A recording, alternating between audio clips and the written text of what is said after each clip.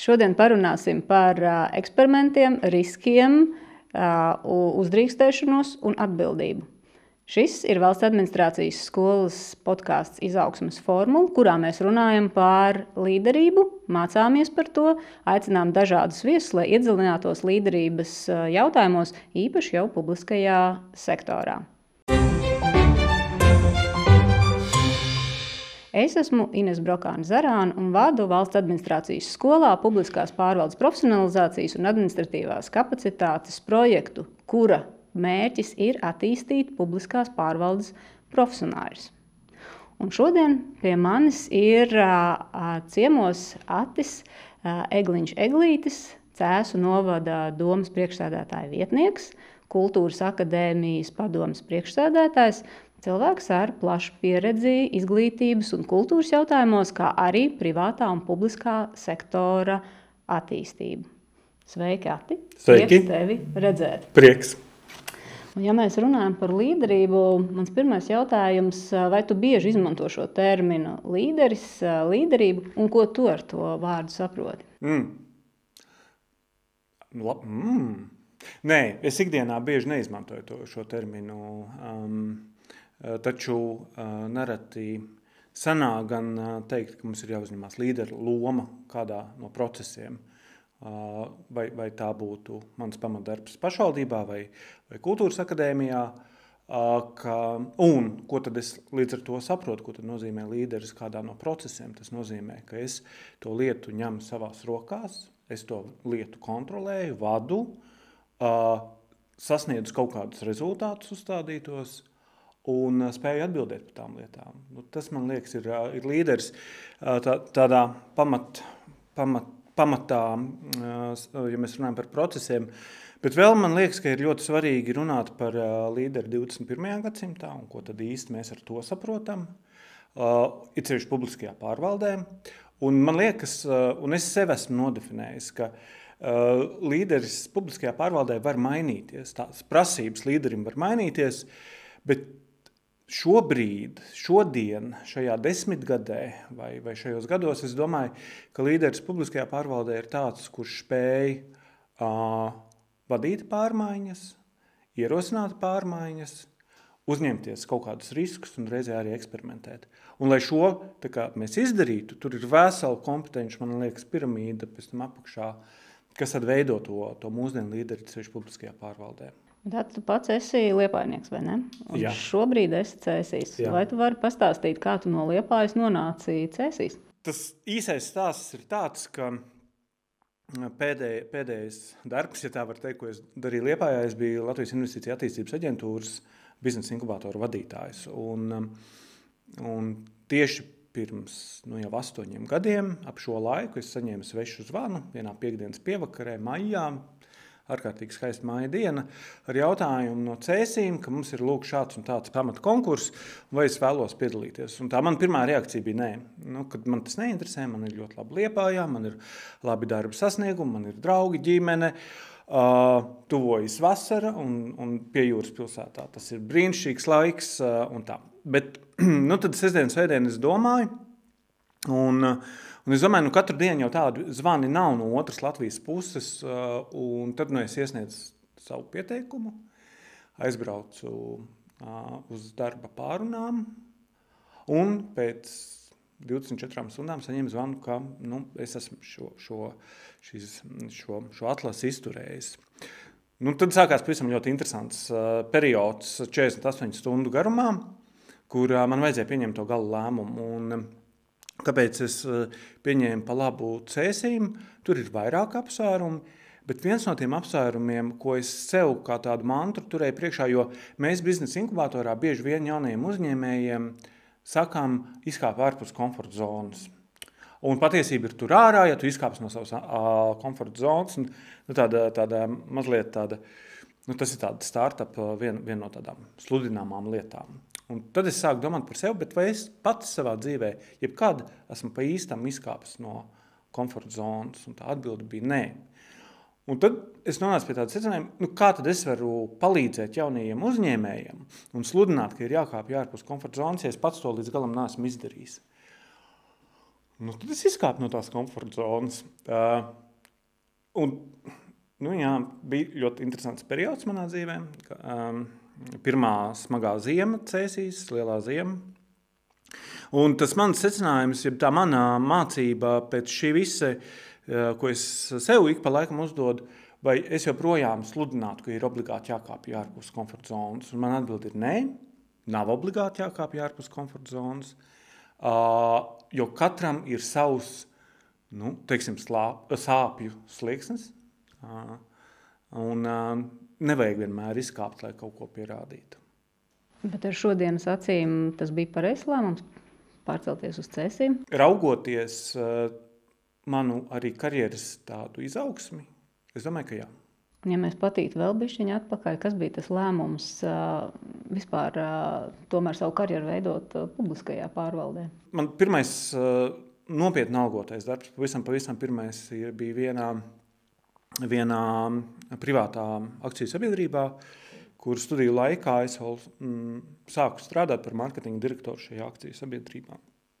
Un tas arī ir ļoti interesants laiks, jo mani pieņēma, jo man pamata augstākā izglītība ir vēstures un sociālo zinību skolotājs, bet tad es tur izturēju arī konkursu un mani pieņēma darbā par mārketinga direktoru, kas nav gluži tas, ko es studēju un kas bija mana tā laika pieredze. Un pie tam man nebija pieredzes īsti mārketingā un tā kompānija bija liela un arī atalgojums tam laikam bija ļoti, ļoti konkurētspējīgs. Es tur nostrādāju vairākus mēnešus, līdz es uzdevu sev jautājumu, kāds ir mana darba mērķis, kāds ir mana darba piepildījums. Un tas bija tāds fundamentāls jautājums, un es sapratu, ka es laikam gribu vairāk strādāt sabiedrības labā, es redzu sevi tur, es redzu, ka es varu daudz ko dot no tās pieredzes vai no tām idejām, kas man ir. Un tā es nokļuvu publiskajā sektorā, sākotnēji Liepājas universitātē, tolaik vēl Liepājas pedagoģijas akadēmijā, kur sāku strādāt projekta daļā. Mans pirmais projekts bija 1 miljonu, es neatceros, tie bija lati, 1 miljonu latu liels, un tas bija būvniecības projekts, man bija jāvada būvsapulces. Man vispār nebija nekādas pieredzes un terminoloģija par ko būvnieki runā, un man ikviena problēma, kas tika runāta būvsapulcēs, likās kaut kāda ļoti liela nepārvarama problēma, tāpēc, ka man nebija zināšana, bet nekas cits neatlika kā ļoti ātri mācīties arī būvniecības terminoloģiju.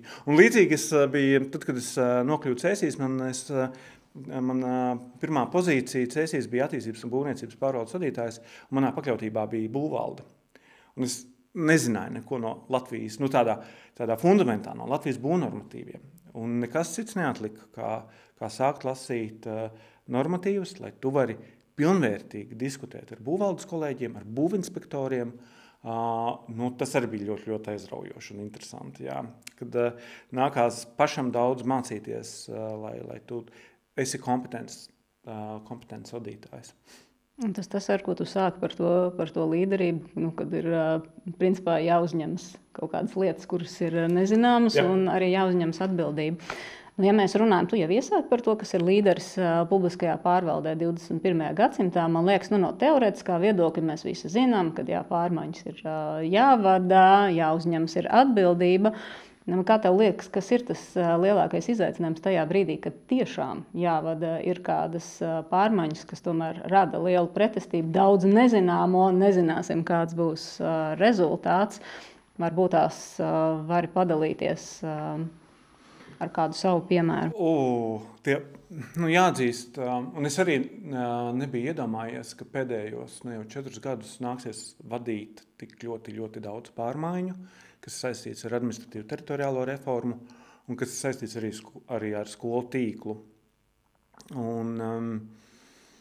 Un atskatoties uz tām neskaitāmām pārmaiņām dažādās nozarēs, gan izglītībā, kultūrā, turismā, uzņēmē darbībā, komunikācijā, digitālajā pārvaldībā. Tas, pie kā es esmu nonācis, nav citas recepts kā komunikācija un runāšana. Un runāt, un komunicēt, jo pārmaiņu sākumā nereti gadās tā, ka tu ar to savu pārmaiņu iniciatīvu vai vajadzību bieži vien esi viens pats.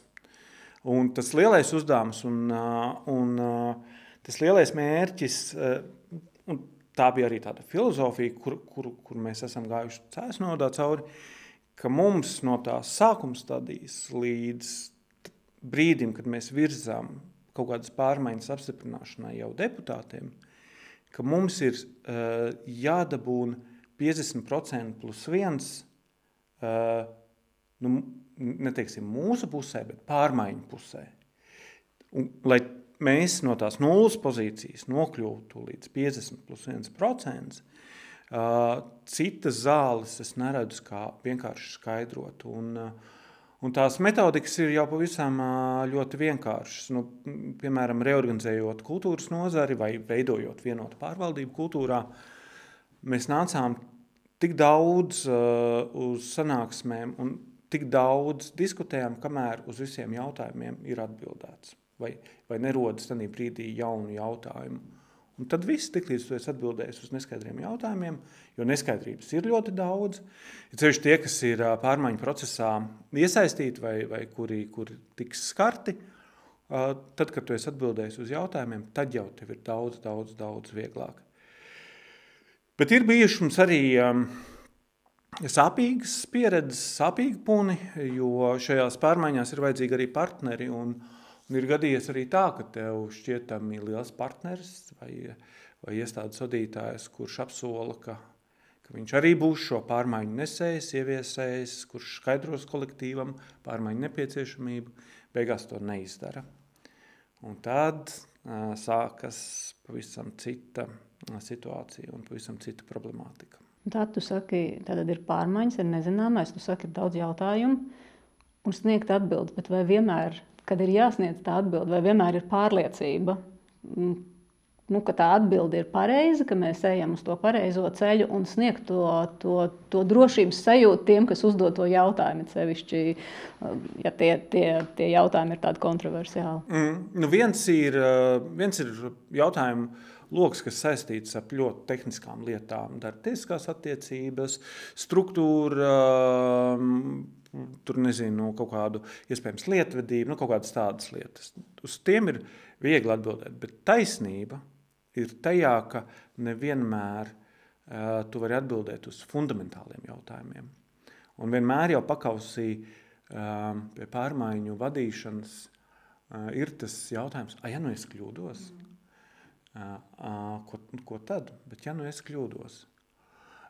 Līdz ar ko es domāju, un tā praksa arī rāda, ka pārmaiņas ir nepārtrauktas, un tad, ja mēs redzam kaut kādu kļūdu, tad ir tā kļūda jāatzīst un jānovērš.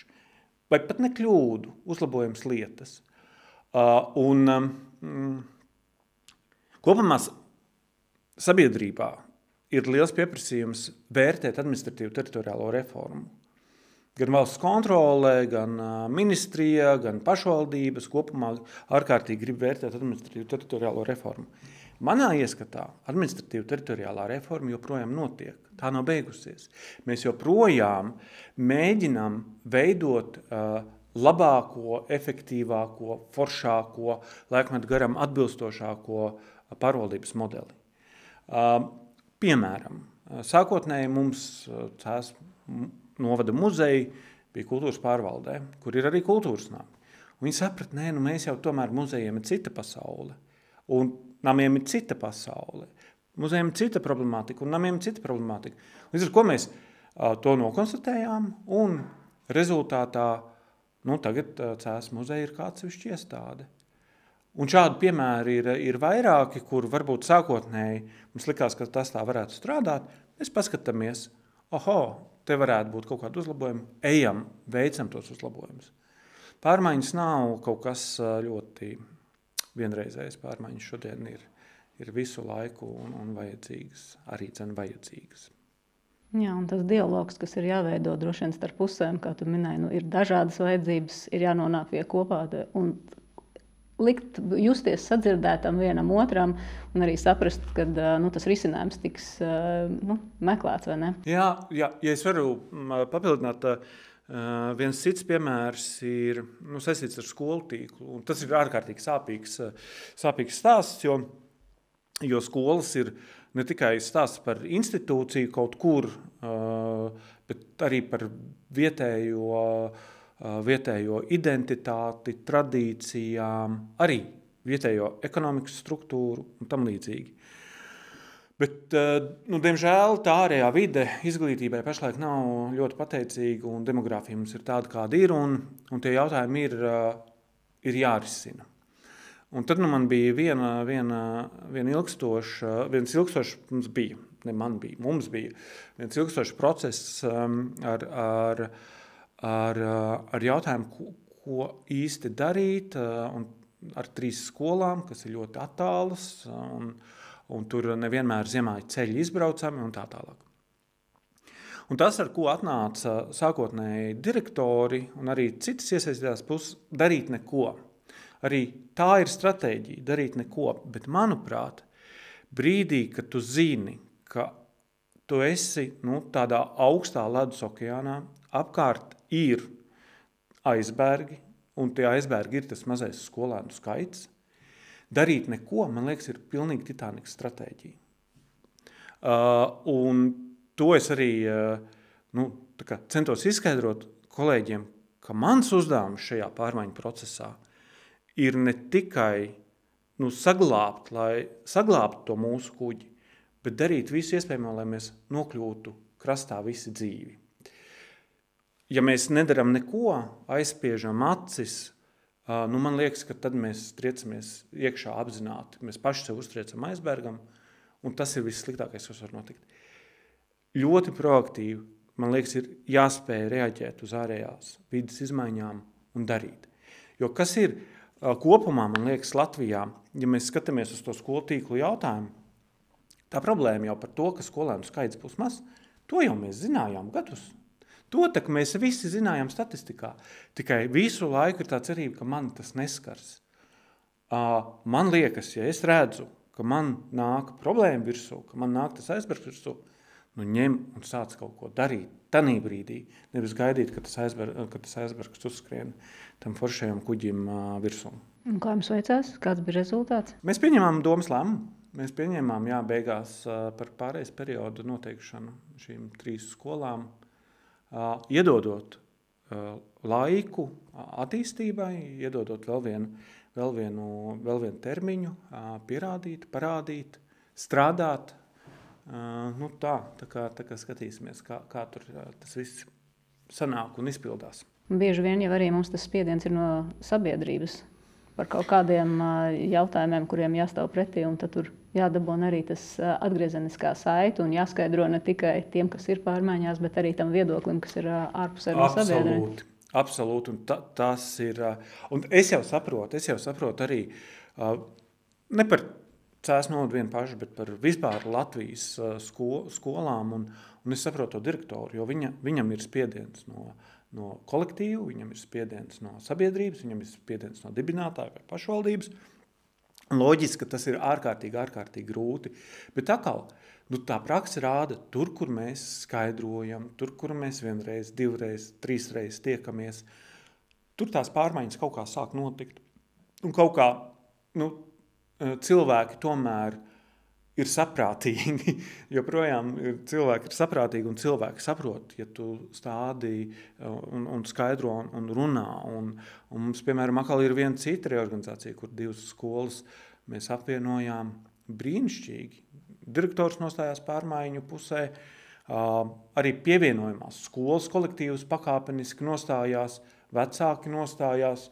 Un tad jau kad tu, tā kā es minēju, tad, kad tu dabūni savā vai pārmaiņu pusē 50+1, tad jau darīšanas vaina vairs ir.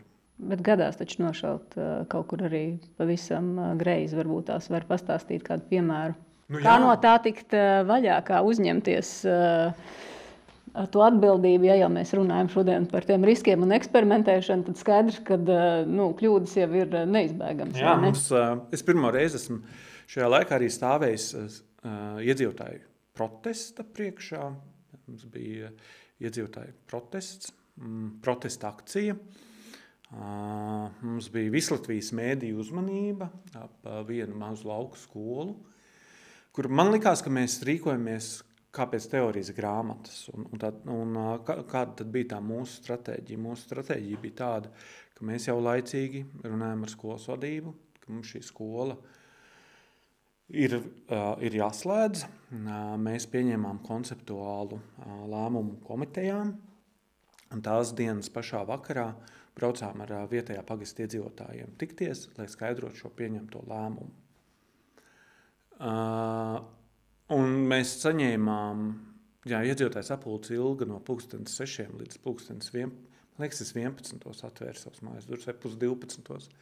Ļoti gara iedzīvotājs sapulce, kam sekoja arī protesti, kam sekoja arī kolektīvs iesniegums. Un kur bija tā problēma? Mēs jau it kā, pēc grāmatas rīkojamies. Pieņemam lēmumu, uzreiz braucam, nekavējoties skaidrot iedzīvotājiem. Bet ar šodienas acīm raugoties, būtu bijis pavisam otrādi vajadzīgs. Vispirms būtu jābrauc pie iedzīvotājiem, runāt, skaidrot, atbildēt uz jautājumiem, un tad tikai kaut kad var būt mēģināt pieņemt jebkādu lēmumu. Ja? Mēs kaut kā tajā brīdī bijām apgriezuši to lietu otrādi. Vispirms, man liekas, ir komunikācija, un tad tikai pēc tam var sākt pieņemt lēmumus. Ja varbūt tā sajūta otrā pusē ir, kad tad jau man vairs nav cerība, lēmums jau pieņemts, ko skaidrot. Jā, un tas jau ir tas, kas bieži vien, ja mēs runājam par publisko pārvaldu, ko publiskai pārvaldei pārmet, ka vara ir attālinājusies. Tieši, es domāju, šī iemesla dēļ, ka mēs bieži vien aizmirstam parunāties. Limuzīnas Jāņakts krāsās arī tur tāds brīnišķīgs teiciens par to iztīrīto šķūnīti, un parunāties vajadzēja. Tīram jau to šķūnīti, bet parunāties pirms tam vajadzēja. Man liekas, ka tā ir tāda zelta patiesība. Piemēram, par tādiem sasāpējošiem jautājumiem, kā skolu slēgt, tur droši vien ir tiešām tas, ka cilvēki ir gatavi iesaistīties, bet vai jūs arī saskaraties ar to kaut kādiem izaicinājumiem tiešām dabūt atgriezenisko saiti no publiskās pārvaldes par jautājumiem, kuri varbūt nav tik karsti kā skolu slēgšana, kā tur tomēr saņemt un iesaistīt to dialogu, jo tas, ko mēs savukārt valsts administrācijas skolā arī braukājot ar dažādām mācībām, tur izskan tā sāpe, kad izdod kaut kādus jaunus noteikumus par tām pašām dažādām, arī skolās vai jebkur citur, kur jāiesaist iedzīvotājiem, bet ka tie iedzīvotāji principā nenāk, un tas ir viss ļoti formāli, kā dabūt to atgriezenisko saiti. Es kaut kā to tā neesmu pamanījis. Man liekas, ka iedzīvotāji ir ļoti aktīvi, iedzīvotājiem interesē vieta, viņiem rūp vieta, kurā viņi dzīvo. Ko mēs darām? Mēs nereti, mums ir regulāras tikšanās ar iedzīvotājiem, kur mēs braucam uz vietējiem ciemiem, tikties un runāt, un runāties, un klausīties, un piefiksēt tās lietas, kas viņiem ir svarīgas viņu vietā. Otrs, mēs organizējam arī iedzīvotāju aptaujas, mēs arī analizējam, un mēs arī pēc tam rīkojamies attiecībā uz tām iedzīvotāju aptaujām, ja mēs redzam, ka parādās kaut kāda krīze vienā vai otrā jomā vai vietā. Un, piemēram, tagad jau aktuāls ir vēl viens liels jautājums Latvijā, kas ir satraucis vietējos iedzīvotājus, kas ir vēja elektroparki, vēja elektrostacijas. Un arī šeit, man liekas, mani kolēģi iegulda ārkārtīgi lielu darbu, lai tiktos ar iedzīvotājiem, lai skaidrot ko pašvaldība var, ko nevar. Un mēs arī tagad organizēsim iedzīvotāju aptauju, kas būs daļa no tāda teritorijas plānošanas procesa, lai saprastu, ko kopumā iedzīvotāji redz attiecībā uz vēja elektrostaciju parkiem, kas loģiski var ietekmēt, ja šos parkus izbūvē, var ietekmēt vidi, kurā cilvēki dzīvo. Bet, piemēram, par to pašu sabiedrības līdzdalību mēs uz viņu skatāmies arī, tā ir kompetence, ko attīstīt. Un arī ir jāmāk veidot, tu vari izveidot arī vidi, kurā neviens negribēs nākt un negribēs komunicēt. Vai jūs arī mācāties, kā sarunāties ar iedzīvotāju, vai kā veidot to dialogu, lai nav tur tā, ka viens ir galda galā, tur ir pēc tam attāli, varbūt tās, sakārtot telpu jau tā, ka ienākot ir skaidrs, ka te būs konfrontācija, nevis tāda saruna kopīga. Vai mums ir manuāls, jeb rokas grāmata? Nē, mums tā rokas grāmata nav. Tas, ko mēs redzam un esam mācījušies šajā laikā, ka ļoti svarīgi ir atgriezniskā saite iedzīvotājiem. Jo man liekas, ka tā ir viena problēma, kāpēc iedzīvotāju līdzdalība samazinās. Ja mēs runājam par iedzīvotāju līdzdalību, maz atkāpi, ja mēs runājam par iedzīvotāju līdzdalību, tad man liekas, ka svarīgākā līdzdalības fóruma ir vēlēšanas. Un pēdējās pašvaldību vēlēšanās piedalījās, manuprāt, kritiski maz iedzīvotāji. Kāpēc? Tāpēc, kad iedzīvotāji sniedz priekšlikumus, un tad ir jautājums, kas ar šiem priekšlikumiem notiek. Tas, ko mēs kopā ar kolēģiem šogad laikā esam trenējuši, ir dot atgrieznisko saiti. Ja, piemēram, kāda iedzīvotāja grupa tiek aicināta uz prāta vētru, kā šo vai to sakārtot, kā šo vai to projektēt, tad mums obligāti ir jādod atgriezniskā saite, ko mēs esam ņēmuši vērā. Un to mēs arī tagad publicējam mājaslapā, kurā mēs atsaucam, tad analizējam, ko no tā mēs esam ņēmuši. Tas ir ņēmuši vērā, un tas ir super svarīgi. Jo es arī bieži vien saku kolēģiem, ir forši uzaicināt iedzīvotājus uz brainstormu un līmēt līmlapiņas. Un kas tālāk?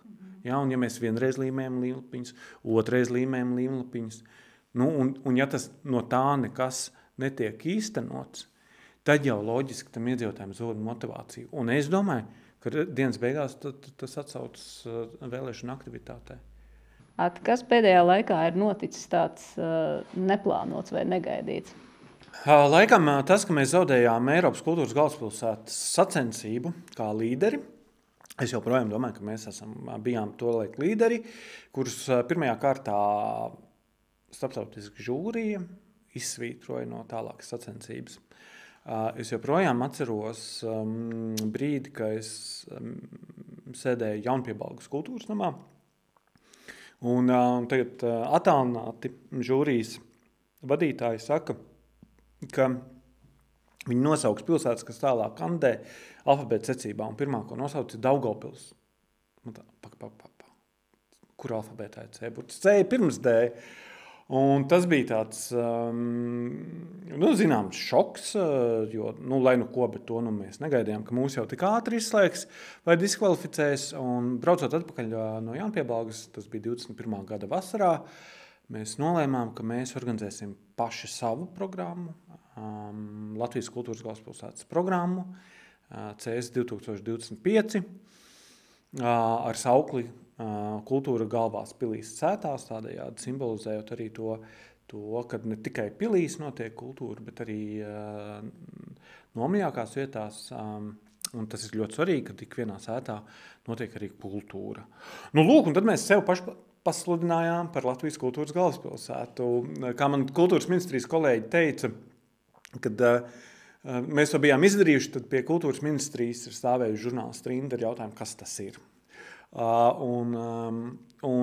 Pat mēs arī pavasarī parakstījām ar kultūras ministri un kultūras personībām tādu memorandu, ka šī iniciatīva Latvijā būtu turpināma, jo mēs paši pasludinājāmies, bet principā mēs redzam, cik ļoti svarīgi tas varētu būt Latvijas pašvaldībām, Latvijas reģioniem, it īpaši, jo šis status un šī pozitīvā sacensība ļauj arī vietējiem iedzīvotājiem iztaisnot muguras. Mēs redzam, ka vietējiem iedzīvotājiem tas ir ļoti svarīgi. Viņi nereti atsaucās uz šo kultūras galvaspilsētas gadu, ja redz kādu nebūšanu, piemēram, sākot no tā, kad nav publisko tolešu līdz bedrīšu kaut kādu ielu bedrītēm. Saka, kā tad kultūras galvaspilsētā tādas lietas mums te notiek? Tā kā Tas iedzīvotājiem ir svarīgi, un tas arī ļauj pašām pašvaldībām saņemties un citreiz mobilizēt kaut kādus resursus. Mēs tādu daudzamies, ja tā var teikt, pozitīvi daudzamies ar šo tēmu, un gads ir procesā. Kā tas gads beigsies, mēs vēl īsti nezinām. Jo mums paralēli organizēšanas procesam notiek arī plānošanas process. Mēs redzam, ka vairāki jauni projekti, kas nebija sākotnēji plānoti, pievelkās Cēsu novadām un Cēsīm. Tā kā brīnišķīgi sekojiet šai programmai, apmeklējiet, tā programma ir ļoti, ļoti bagāta un dažāda, gan sākot no profesionālās mākslas, beidzot ar pašdarbību, ļoti mazām, foršām, kopienu organizētām aktivitātēm, kurām ir ļoti liela nozīme vietējā identitātes stiprināšanā. Es domāju, mēs arī šogad,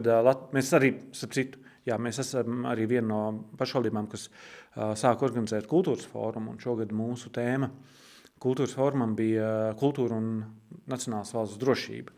Un mēs pārstāvam to ideju, ka kultūra ir mūsu valsts drošības pamats, jo piederīgāk mēs jutīsimies savai valstī, lepnāk par savu valsti, jo drošāk mēs varam cīnīties par savu valsti, un kultūra ir tā, kas mums ļoti palīdz. Iniciatīva, kas ir izaugusi par jau tādu plašāku, Latvijā.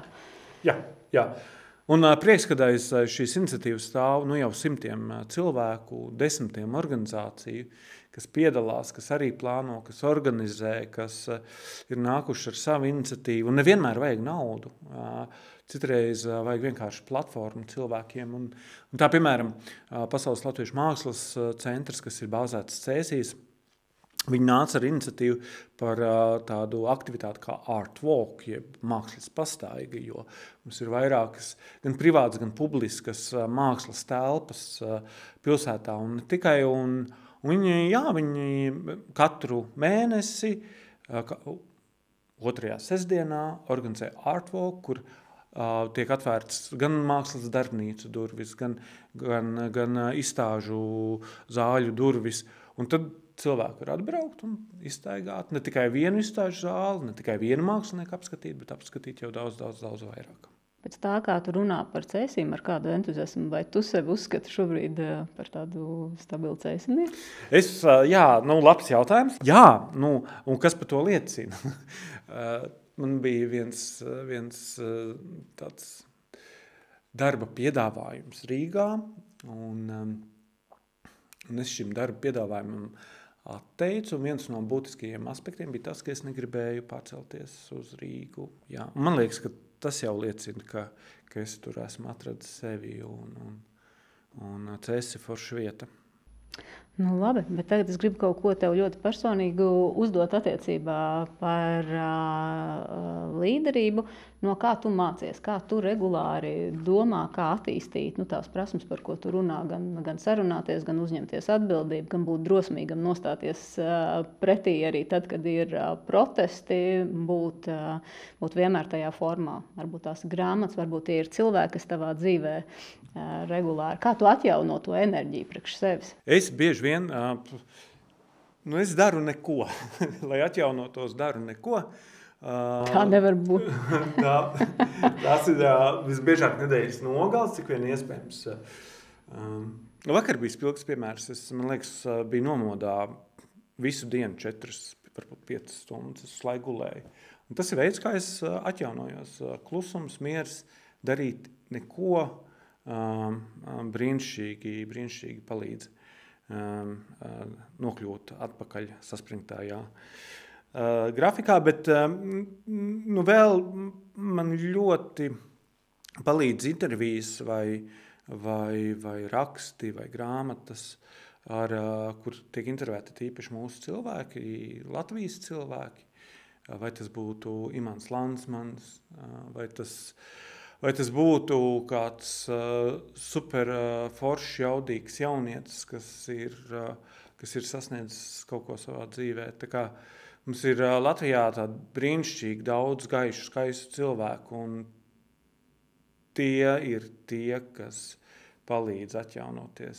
Mums ir šobrīd podkāstā tiek veidota tradīcija, kad iepriekšējais viesis uzdod nākamajam viesim jautājumu, un iepriekšējais viesis bija valsts administrācijas skolas direktora Agita Kalviņa, un viņas jautājums, viņa nezināja, kam viņš šo jautājumu uzdod, bet kas ir kaut kas tāds, ko tu nesen esi iemācījies un iespējams jau notestējis praksē, respektīvi, kas ir kaut kas varbūt tāds jauns nebijis?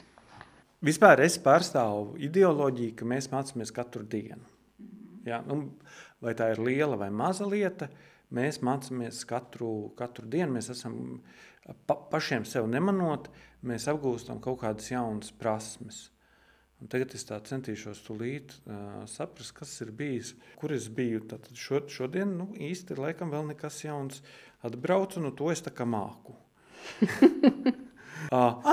Jā, es braucot šeit, es klausījos Latvijas radio, un tur bija intervija ar vienu jaunu Latvijas mūziķi, Klaudijs. Es nezināju šādu mūziķi. Un iebraucot Rīgā, es jau klausījos viņu mūziku. Ļoti, ļoti forša.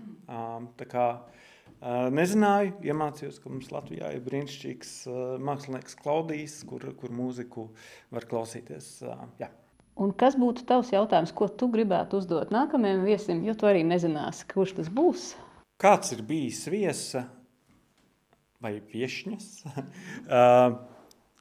lielākais profesionālais pārsteigums pēdējā laikā? Un vai ir vēl kaut kas tāds, ko tu gribētu novēlēt mūsu klausītājiem, kas klausās šo podkāstu, kas domā par līderību, jo arī tu teici, ka ir intervijas vai sarunas ar kādu. Varbūt tās ir kāds novēlējums, varbūt tās ir kāds jautājums. Skaidrs ir tas, ka vadītāji kopumā vai vadītāji līderi nav ļoti vieglās pozīcijās, jo un it sevišķi tagad mēs kā sabiedrība ļoti strauji mainamies.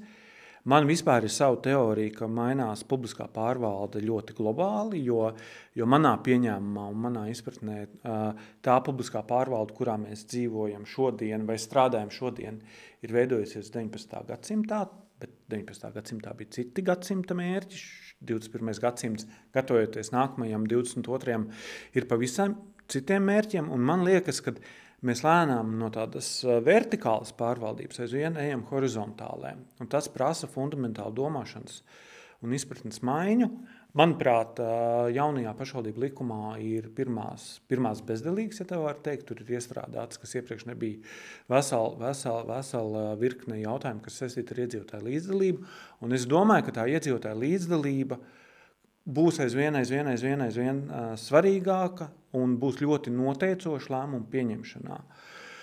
Un pat es redzu, ka kolēģi, kur ir super atvērti, viņiem patīk inovācijas, patīk eksperimenti, viņi vienmēr saka, ja es darām un tā, pat viņiem dažbrīd uz šo jauno pieeju ir kaut kāds kā lai to latviski pasaka, angliski būtu struggles, kaut kāda iestrēgšana, un viņi netiek vienmēr pāri. Tas mans novēlējums mans novēlējums varētu būt nebaidīties no pārmaiņām un būt pavisam mierīgiem. Un arī pārmaiņas svinēt. Pārmaiņas ir jānosvin. Pēc tam, kad mēs esam ieviesuši, mums ir jāatskatās uz pārmaiņām. Un saprast, ka pasaule mainās. Vai es to varu apstādināt? Nē. Ja es to nevaru apstādināt, tad kāpēc satraukties vienkārši? Vienkārši darīt savu darbu pēc labākās sirdsapziņas, un tad jau viss būs labi. Kā man liekas, ka tu sāki ar to, ka nevajag sev vienmēr mest tajā diskomforta zonā, ja? Bet izklausās, ka tomēr ik pa laikam nākas mest, ja mēs dzīvojam tajā vidē, gribi vai negribi, ir jādara tās lietas, kuras es piekrītu teorētiski, bet tajā brīdī, kad man ir praktiski, ir tā sajūta, ka ir grūti un ir jāpieņem, ka dažreiz ir jābūt tajā diskomforta zonā, lai atkal pieņemtu, vai ne? Tur, jā. Katram droši vien ir jāatrod savs diskomforts vai sāpju slieksnis. Un tas jau var arī mainīties. Un lietas, kas nav mums varbūt kādreiz bijušas pieņemamas, vai es neredzu sevi tajās, tad tas var nomainīt. Nu, piemēram, roņu peldēšana vai peldēšana augstajā ūdenī, vai ne? Ļoti daudz stāstu ir, kur cilvēks stāsta, es kādreiz nevarēju iedomāties, ka es to daru, un tagad es to daru. Nu, brīnišķīgi. Pats arī peldīja? Nē. Ak, vai nē? Skaidrs, liels paldies tev par šo sarunu. Paldies, ka klausījāties šo epizodi un gaidīsim jūs nākamajās epizodēs.